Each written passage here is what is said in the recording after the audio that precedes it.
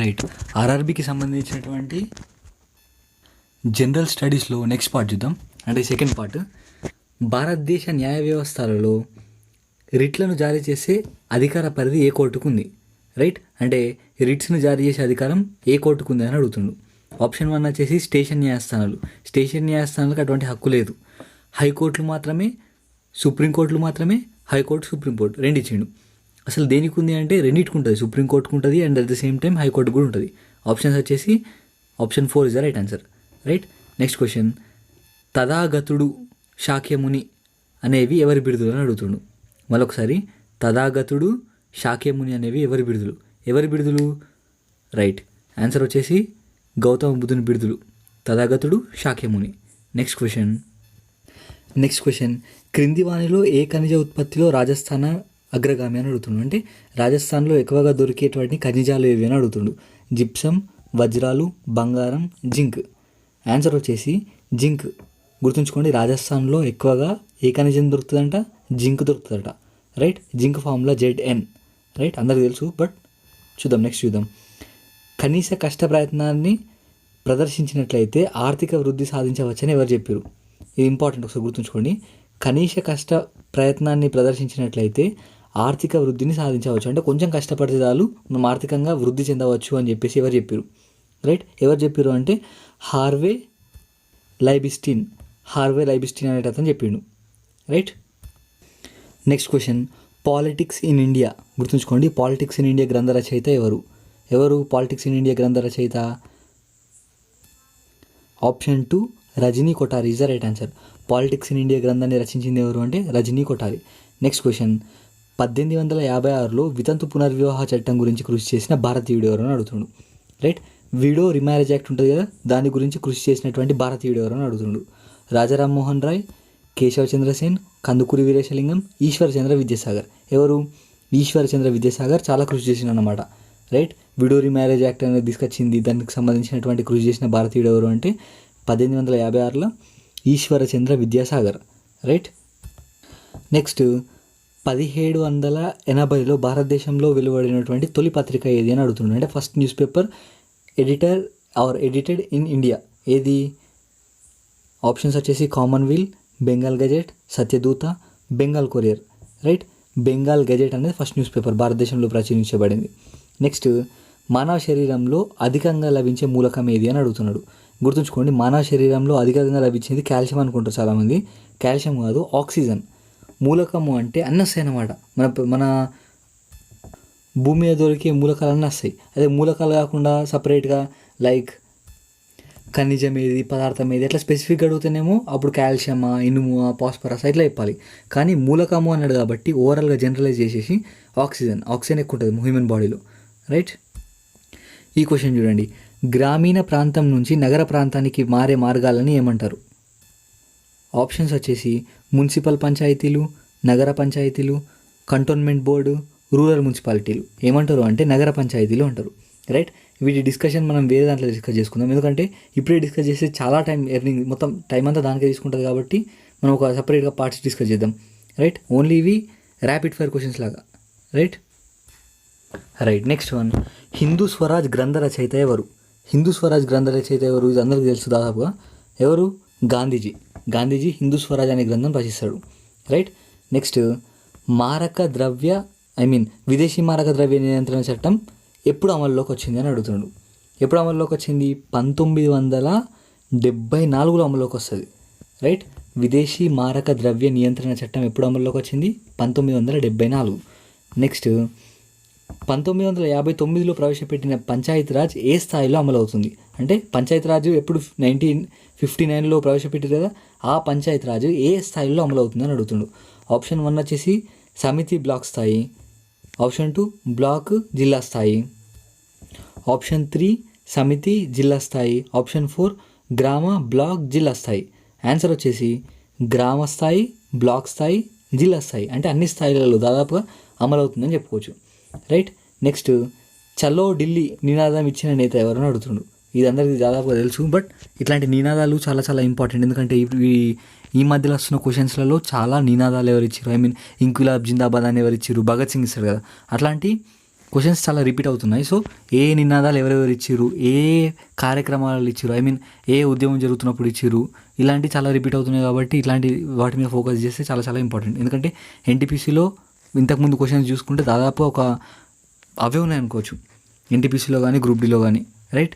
SSC ఎగ్జామ్స్లో అయితే చాలా చాలా రిపీటెడ్. ఈ భయంకర ఉద్యమం అని ఉంటుంది కదా, ఎవరు భగత్ సింగ్ కానీ ఇట్లాంటి వాళ్ళు రిపీట్ అయితే చూసినా అలా గురించి చాలా చాలా అడుగుతుంది. కాబట్టి ఫస్ట్ ఫోకస్ అవిటి మీద చేయాలి, రైట్. చలో ఢిల్లీ నినాదం ఇచ్చిన నేత ఎవరు అని అడుగుతున్నాడు. ఎవరు ఇచ్చారు చలో నినాదం, చలో ఢిల్లీ అని? సుభాష్ చంద్రబోస్ ఇస్తాడు, రైట్. మహాత్మా గాంధీ ఇవ్వడు, కొట్టేయచ్చు.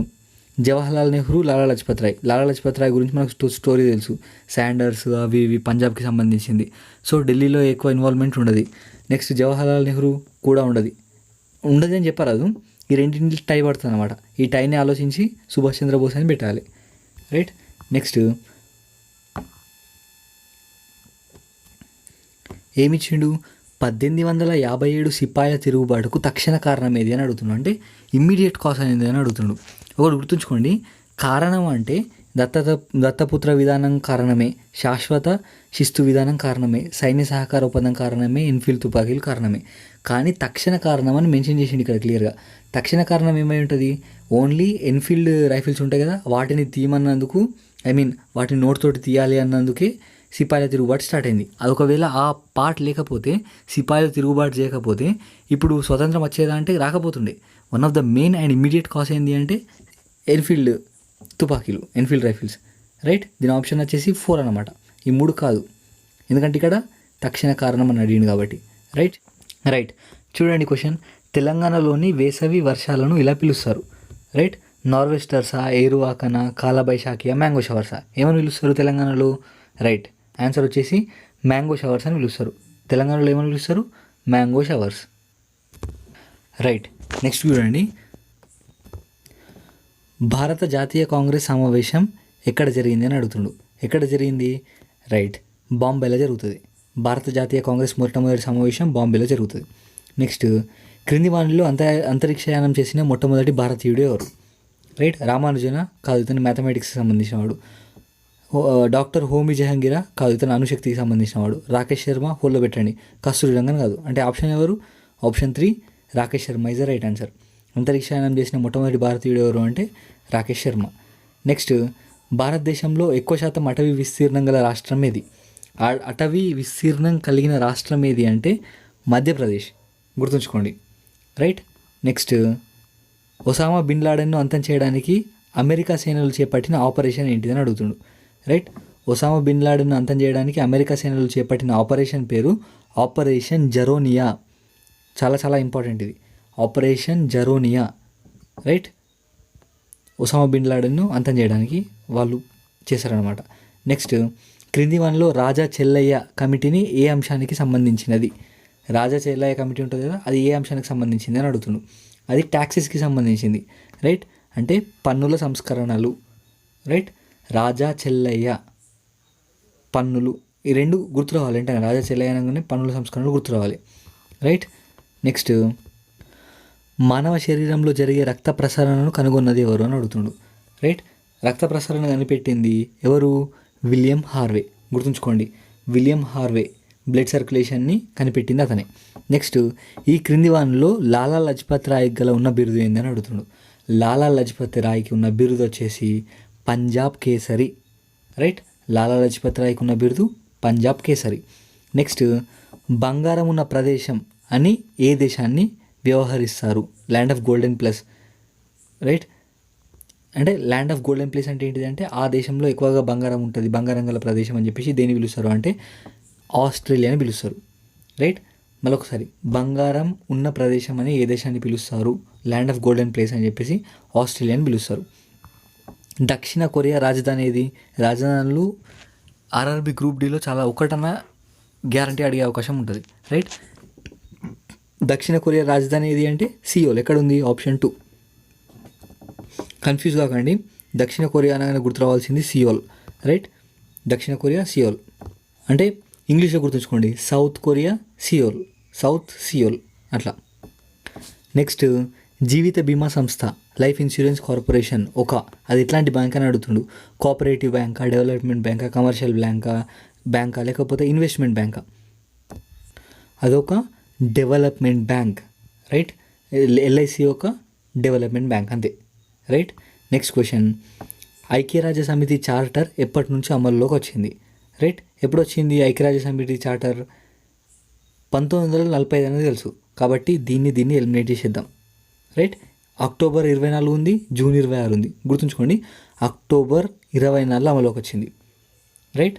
నెక్స్ట్ క్వశ్చన్, దారిద్ర్య రేఖ భావనను సమీక్షించడానికి నియమించబడ్డ కమిటీ ఏదైనా అడుగుతుండు, రైట్. దారిద్ర్య రేఖ అంటే poverty line, below poverty line ఉంటుంది కదా, దాన్ని ఆ యొక్క భావన, ఆ కాన్సెప్ట్ని సమీక్షించడానికి ఒక కమిటీ నియమిస్తారు. ఆ కమిటీ పేరే లాక్టావాలా కమిటీ, రైట్.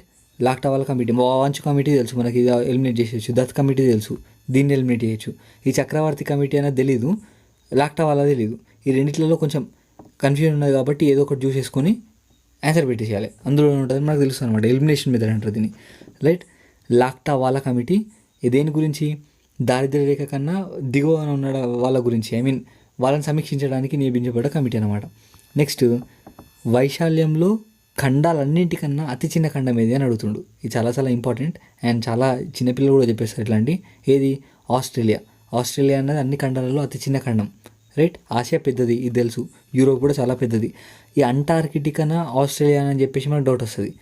కానీ మ్యాప్ చూసుకుంటే అంటార్కిటికా చిన్నగా కనిపిస్తుంది, బట్ మీరు ఒకసారి మొత్తం మ్యాప్ని చాలా డీటెయిల్గా చూస్తే చాలా పెద్దగా ఉంటుంది అంటార్కిటికా, రైట్. ఆస్ట్రేలియా అన్న అతి చిన్నది. నెక్స్ట్, ఎటువంటి కార్డు, బ్యాంక్ ఖాతా లేకుండా ఏటీఎం నుంచి నగదును తీసుకునే సౌకర్యాన్ని అందుబాటులోకి తీసుకొచ్చిన బ్యాంక్ ఏది అని అడుగుతుండు. ఇది బ్యాంక్ ఆఫ్ ఇండియా తీసుకొచ్చింది ఫస్ట్, గుర్తుంచుకోండి, రైట్. బ్యాంక్ ఆఫ్ ఇండియా ఏం తీసుకొచ్చింది? ఎటువంటి కార్డు లేకుండా, ఖాతా లేకుండా, ఏం లేకుండా ఏటీఎం నుంచి డైరెక్ట్గా నగదును తీసుకోవచ్చు అనమాట, రైట్. బ్యాంక్ ఆఫ్ ఇండియా తీసుకొచ్చింది. నెక్స్ట్, తల్లి నుంచి బిడ్డకు హెచ్ఐవి వ్యాప్తిని నిర్మూలించిన తొలి ఆసియా దేశం ఏది అని అడుగుతున్నాడు, రైట్. దీని ఆన్సర్ వచ్చేసి థాయిలాండ్. థాయిలాండ్లో తల్లి నుంచి బిడ్డకు హెచ్ఐవి రాదంట, దాన్ని పూర్తిగా నిర్మూలించిందట, right.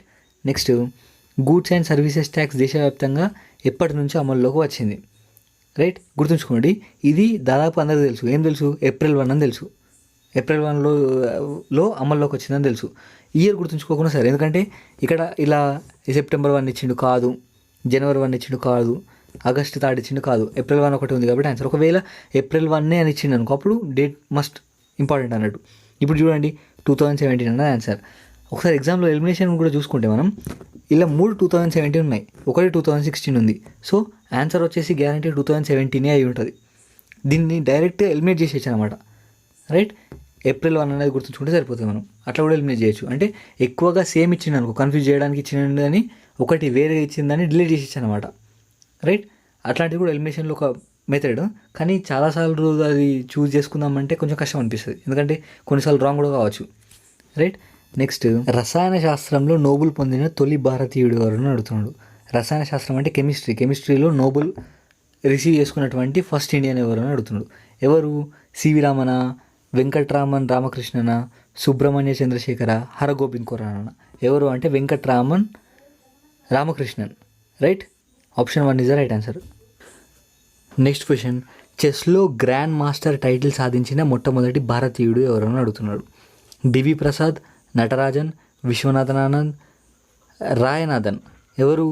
Vishwanath Anand, right. Next, ప్రసిద్ధి గ్రంథం ది జడ్జిమెంట్ రచయిత ఎవరు? ద జడ్జిమెంట్ దాన్ని రచించింది ఎవరు అంటే కులదీప్ నయ్యర్, గుర్తుంచుకోండి. ప్రసిద్ధైన గ్రంథం ది జడ్జిమెంట్ రచయిత ఎవరు అంటే కులదీప్ నయ్యర్. నెక్స్ట్, రామాయణం ఏ యుగానికి చెందిందని పేర్కొంటారు. రామాయణం ఏ యుగానికి చెందింది? త్రేతాయుగం, రైట్. రామాయణం త్రేతాయుగానికి సంబంధించింది. జలియన్ వాలా బాగ్ మరణకాండ సమయంలో భారత వైస్రాయ్ ఎవరని అడుగుతున్నాడు. ఎవరు? భారతదేశానికి సంబంధించిన వైస్రాయ్ చేమ్స్ వర్డ్, గుర్తుంచుకోండి.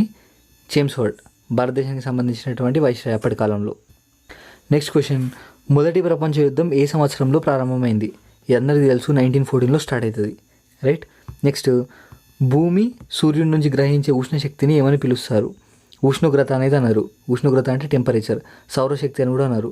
నెక్స్ట్, పీడనం అంటే ప్రెజర్, పీడనం అని కూడా అన్నారు. మిగిలింది ఏంది? సూర్యపుటం, రైట్. నెక్స్ట్ దిన్ ఈ ఇలాహీ ప్రారంభించిన వాళ్ళు ఎవరు? దిన్ ఈ ఇలాహీని ఎవరు స్టార్ట్ చేస్తారు? దాదాపుగా చాలామంది ఏమనుకుంటారంటే షాజహాన్ స్టార్ట్ చేస్తారు అనుకుంటారు. షాజహాన్ కాదు స్టార్ట్ చేసేది. ఎవరు స్టార్ట్ చేస్తారు అంటే అక్బర్ స్టార్ట్ చేస్తాడు. దిన్ ఇలాహీని ఎవరు స్టార్ట్ చేస్తారు? అక్బర్. రైట్ చూడండి, క్రింది వానలో ఏది వేడి విద్యుత్కి మంచి వాహనం? అంటే good conductor of electricity and heat అని అడుగుతున్నాడు. ఏది? వజ్రమా? కాదు. యాంథ్రసైటా? కాదు. గ్రానైటా? కావచ్చు, కాకపోవచ్చు. ఒకసారి పక్క హోల్లో పెట్టుకుందాం. గ్రాఫైట్ అయితే కాదని తెలిసింది. సో ఆన్సర్ వచ్చేసి గ్రానైట్. రైట్. ఇంకా డెన్మార్క్ వాస్తవ్యులను ఇలా అంటారు. అంటే డెన్మార్క్లో నివసించే ప్రజల్ని ఏమని పిలుస్తారని అడుగుతున్నాడు. డెన్మార్క్లో నివసించే ప్రజల్ని డెన్ అని పిలుస్తారు. రైట్. నెక్స్ట్ మర్డేకా కప్ ఏ ఆటకి సంబంధించింది? రైట్. ఈ మర్డేకా కప్ దేనికి సంబంధించింది అంటే ఫుట్బాల్కి సంబంధించింది. రైట్. ఫుట్బాల్కి సంబంధించిన కప్ని మర్డేకా కప్ అంటారు. నెక్స్ట్ క్రింది వానలో వరంగల్కు గల మరో పేరు ఏది అని అడుగుతున్నాడు. ఏకశిలా నగరం, ఓరుగల్లు, సుల్తాన్పూర్, పైవన్నీ. యాక్చువల్గా వరంగల్కి సంబంధించిన అన్ని పేర్లు. ఈ పైవన్నీ ఈజ్ ఆన్సర్, రైట్ ఆన్సర్. ఏకశిలా నగరం అంటారు, ఓరుగల్లు అంటారు, సుల్తాన్పూర్ అని కూడా అంటారు. రైట్. నెక్స్ట్ ఇండియాలో అతిపెద్ద బౌద్ధ స్తూపం ఉన్న చోటు ఏది అని అడుగుతున్నాడు. అంటే మన భారతదేశంలో ఉన్నటువంటి బౌద్ధ స్తూపాలలో అన్నిటికన్నా ఎత్తైన బౌద్ధ స్తూపం ఏది, అతిపెద్ద బౌద్ధ స్తూపం ఏదని అడుగుతున్నాడు. సాంచి ఆన్సర్ వచ్చేసి. రైట్. సారనాథ్ కాదు, సారనాథ్ ఏమో అతి ముఖ్యమైనది. రైట్. సాంచి స్తూపం అతి పెద్ద స్తూపం అనమాట మన భారతదేశంలో ఉన్నటువంటిది. అయితే మన మొత్తం వరల్డ్ వైడ్లో అడుగుతేనేమో ఏది? బోరుబదుర్, గుర్తుంచుకోండి. ఇండోనేషియా జావా దీవులలో ఉంటుందని చెప్పేసి మాట్లాడుకున్నాం. అది వరల్డ్లో అతిపెద్దది. భారతదేశంలో సాంచి స్తూపం అతిపెద్దది. నెక్స్ట్ క్వశ్చన్, హైడ్రోజన్ ఉండగల ఐసోటోప్ల సంఖ్య ఎంత అని అడుగుతుండు. క్వశ్చన్ చూడండి, హైడ్రోజన్లో ఎన్ని ఐసోటోప్లు ఉంటాయని అడగడు. హైడ్రోజన్లో మ్యాక్సిమంగా ఎన్ని ఐసోటోప్స్ ఉంటాయని అడుగుతాడు. అదే అడిగిండు. ఎన్ని ఉంటాయి హైడ్రోజన్లో? మ్యాక్సిమంగా 3 ఉంటాయి, గుర్తుంచుకోండి. రైట్. అవి వచ్చేసి ప్రోటియం, డ్యూటీరియం, ట్రైటియం అని చెప్పేసి 3 ఐసోటోప్స్ ఉంటాయి. తర్వాత విషయం, బట్ ఇక్కడ 3 ఉంటాయని చెప్పేసి గుర్తుంచుకోండి. నెక్స్ట్ ఆముక్తమాల్యద ఈ భక్తి కవయిత్రి జీవితం గురించి వివరిస్తుంది. అంటే ఆముక్తమాల్యద అనే గ్రంథం ఉంది కదా, శ్రీకృష్ణదేవరాయలు రాస్తాడు. అది ఎవరి గురించి రాసిండని అడుగుతున్నాడు. Option 1 Perumal, option 2 Andal, option 3 కొలిప్పన్. ఎవరి గురించి రాసిండు? గుర్తుంచుకోండి, ఆండాల్ గురించి రాస్తాడు. రైట్. ఆండాల్. నెక్స్ట్ క్రింది వానలో రక్త పీడనాన్ని తగ్గించడానికి వాడేది. రక్తపీడనం అంటే బ్లడ్ ప్రెషర్ తగ్గించడానికి ఏది వాడతాడని అడుగుతున్నాడు. ఏది వాడతాడు? బ్లడ్ అంటే రక్త పీడనాన్ని తగ్గించడానికి ఎప్పుడైనా సరే మార్ఫిన్ని వాడతారు, గుర్తుంచుకోండి. రైట్. మార్ఫిన్, రక్త పీడనాన్ని తగ్గించేది మార్ఫిన్ మాత్రమే. రైట్.